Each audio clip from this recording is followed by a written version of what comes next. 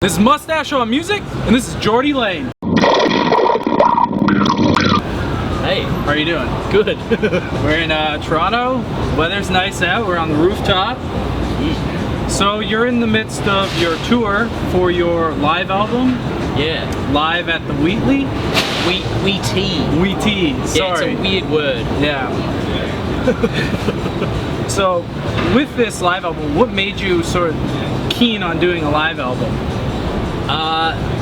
Nothing at all, actually. Really?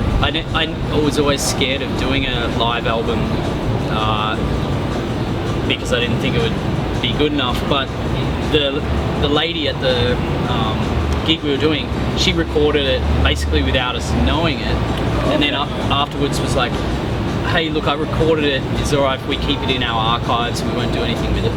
And we sent it to my manager and a few people, and they just loved it. It was like one of the weirdest, crazy shows with people in the audience just starting to interact with me in weird ways, and yeah, crazy kind of things happened throughout it. So we just thought it would be great to release, and doing a tour here, thought why not release it in Canada first in the world. Yeah. Well, that's what kind of drew me in, was the interaction with Lucky. Yeah. In the audience there. There are a lot of things that can go wrong when you're like at a live recording or show like that. What has been some of the things in the past that have just there's been like terrible people in the audience yelling things, or have you ever had that experience? Yeah, I've had extremely bad experiences that weren't caught on film or audio recording, which is good. Like, you know, when we used to travel up the east coast of Australia, there's only really good shows to do, you know, every 1,000 kilometers or so. So if you really want to do a show every night, you have to play the worst places imaginable. And I don't know, I remember one time we were playing this place, and it was a Thursday night, and they advertised it as ladies' night. Okay. So I was with this other guy, and we were excited that there was going to be lots of ladies there. But when you advertise something like that in a small town, everyone from the football team comes along. So all the boys are there looking to pick up girls, and it got really shaky during our set. One of the speakers blew up. My guitar was breaking a hell of a lot of strings. I don't know, guitars must feel stress as well, because they always seem to go nuts when you're under pressure. And eventually they're all starting to yell at us because we're not playing songs from top 40 jukebox. No covers. And it got to the point where, you know, one girl who was wearing a tiara, and we're like, "Oh wow, you're getting married," and she's like, no, I'm celebrating getting divorced." But she's like, "But I want to hear hits. I want to hear The Gambler. I want to hear Kenny Rogers." And I'm like, "Oh, we just don't know it." And they're all starting to get really angry at us. And luckily, a big fight, a punch-on as we call it, broke out in the front bar, and everyone ran to the front bar and all joined in this big brawl. And we grabbed our guitars. The PA wasn't ours. We just left it there. And we were staying upstairs, so we ran to the safety of our hotel rooms and watched this fight sprawl out on the street. And that was like a normal gig on that tour. Really? That happened a lot. Yeah, Aussie guys, when they have a few drinks, they close that fist and they get angry. So sounds like cheers. Drink up, watch out. Don't fight me, please. So tonight you're playing at the Dakota Tavern. So we're just gonna hope you don't have a few drinks and start fighting the well, crowd. I've heard Claire, who's performing with me, she made friends with someone last night who was making this special cocktail with I don't know what it was, lemon juice and tequila and grapefruit, and she said she's going to bring it along. She's one of the part owners of the venue. So if we have a few of those before we play, it could get a little bit dicey. Might not end well. No, but we got an early start in the morning, so we'll be trying to take care of ourselves. Okay. Yeah. So what I've noticed, it's sort of correlation with folk music and just people who play acoustic guitars from time to time. They have beards. And What is with that? What is with you that? seem to just continuing the trend. Why beards? I don't understand. All right, I have no reason for following trends, although yes, I have a hat and a beard and Ray-Ban Wayfarer sunglasses, but I love Dylan in the 60s and these glasses will never go out of fashion. But the reason for the beard, for me personally, is, you know, I'll get a bit honest now, I was a real late bloomer in high school. Everyone teased me for, you know, they're like, when are you gonna grow some hair on your legs, Jordie? When are you gonna become a man? And then one day, these hairs started sprouting from my face, and I'm like, hey, none of the other guys at school had beards, and by the end of high school, I almost had a beard. It was not great. And I just continued that after high school. I'm like, for some reason, I felt like people took me more seriously. You know, wow, this man with a beard, he must be a professor or something. But unfortunately, you do get put in this little box. Like if you're at a festival or if you're going through customs at the airport, Yeah. everybody thinks you're a drug dealer. So there's a lot of folk musician drug dealers out there, obviously. But I don't know. It's a shame that everybody. And the hat, I just bought it one day and haven't really taken it off since. So I don't know. So even in the shower, you just hop in with the hat on? Yep. Yeah? That looks Shower, clean. making love. Anything. It used to be a lot richer brown, but you know, it's had about 5 years on the road now. Well, that's a good usage out of it at least. It's getting holes in it. One thing when I got back to Australia from a big trip in North America a few years ago, it was a beautiful first night back. Out the back, talking to some friends, having some drinks, and these guys distract me and they say, "Hey, look at my new red shoes." And I look down at the shoes and I go, "Okay, thanks." And they all start giggling. I walk inside to get a drink and I know the barman well, and he's just straight faced, "Jordie, what do you want?" "Oh yeah, I'll just have a pint of beer." And he's like, "Oh, by the way, your hat's on fire." I'm like, "What?" He's like, "There's smoke bellowing out of the top of your head." And yeah, someone had buttered a cigarette, a lit cigarette in the top of my hat, which was possibly, it's like hurting your child. So it's not, I was very angry, but I didn't retaliate. I didn't close my fist or any of that. I just walked out of that bar and I came back to North America and said, I'm done with it. Yeah. If you could compare your set to a Mustache, where on one end it's a Churchill, and then on the other end it's a Wilford Brimley, where would you rate it? In the middle and at the ends? Oh my god. Well, firstly, I'm sorry, you've got to explain exactly what a Churchill is.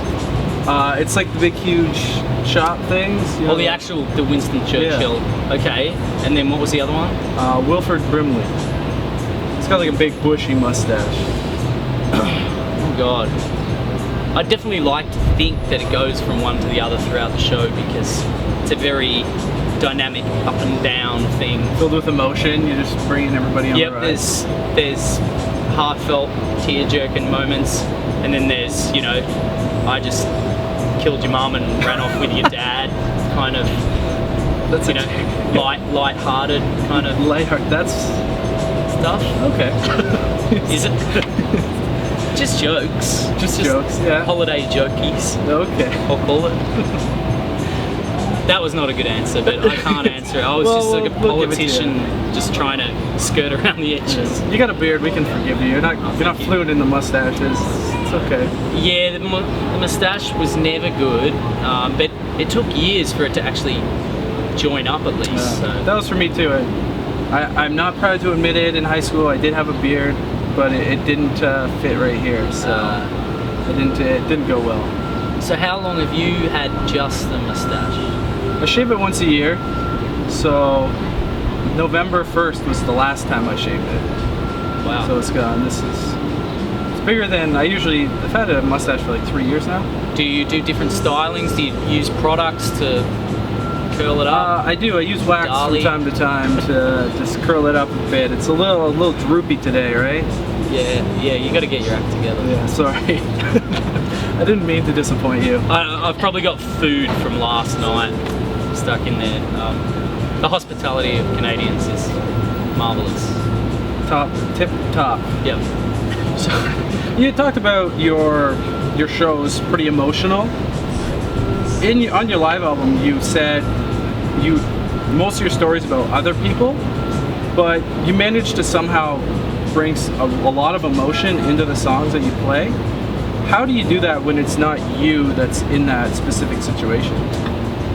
I just, with all my might, pretend that it's me.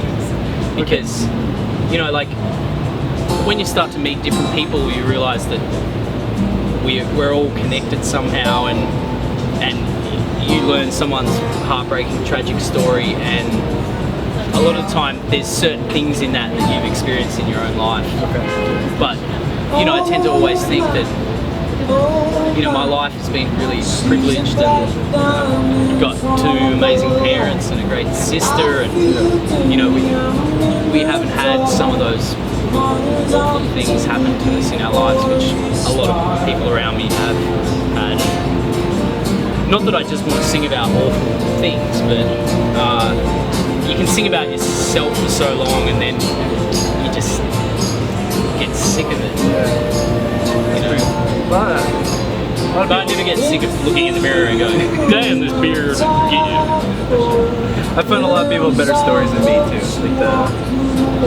Like I usually just stick to Ontario and Canada, so you have better stories than me. You get to travel around. So Well, but everyone's the same, you know. Yeah, it's different landscape, different technology, different architecture, different weather, climate, but everyone's connected, especially in the pub and bar scene. You'll meet that same character everywhere you go. what's the strangest stereotype that when you've been traveling, people have thought about Australians? What's a stereotype that's true? Well, it's not strange, but the main stereotype people compare Australians to is from the movies, so it's Crocodile Dundee. Okay. So Paul Hogan, everyone is like, do you wrestle crocodiles? Do you have a knife? Do you throw shrimp on the barbie? And that's one that's definitely wrong, because we don't even use the word shrimp except for those mini little ones. We call them prawns. So I think that was from an advertising campaign way back in, From like Outback Steakhouse or something like that. yeah, or no, it was actually a tourism ad for Americans to come and see the land down under. Okay. But they used American phrasing and language to get it across better. So I think it might have even been Paul Hogan throwing that shrimp on Barbie, but Everything can be blamed on Paul Hogan. yeah. I can't actually think of anything else. Is there anything it's a stereotype that's true? Somebody help me, fellow Australian. What about the deep-seated hatred of New Zealanders in Australia? Okay, we'll set that record straight. Everyone thinks that, New Zealanders and Australians hate each other, and people will always be clever in North America and say, you're from New Zealand, because as long as you say the smaller country first, then hopefully if they're from the bigger country, they won't mind as much. And that's what we always grew up thinking we were meant to do when we come to North America. Say, are you Canadian? And anyway, it doesn't always work. But I don't get angry at people from New Zealand. But a lot of people say we're from, Britain, England. I'm sure there's a heap. I can't remember. Just can't think of anything. Yeah. Okay. So, to end it off here, if you could have any mustache, shave that terrible beard off your face, what mustache would you have? I'll probably be the one that my dad had when my mum met him. This has been Mustache on Music on Jordie Lane.